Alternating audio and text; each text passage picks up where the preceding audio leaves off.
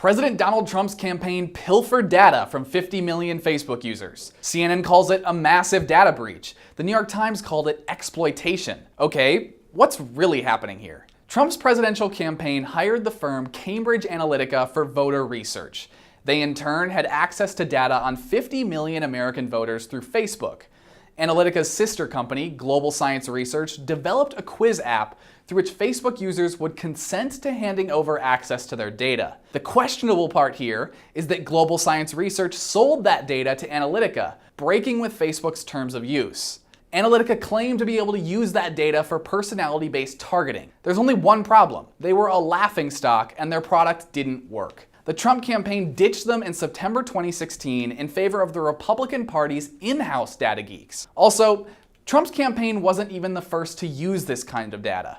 Obama back in 2012 and Hillary in 2016 both used the exact same thing.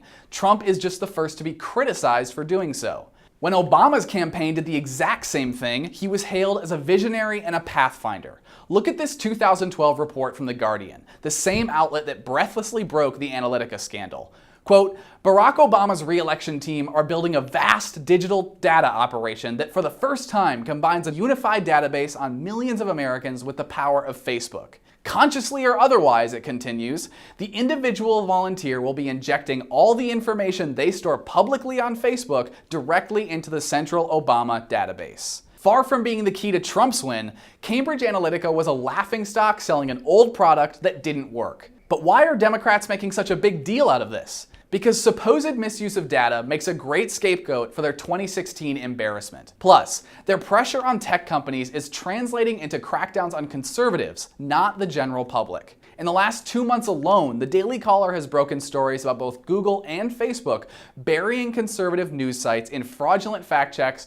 while leaving equivalent left-wing news sites untouched. In January, Facebook took a position.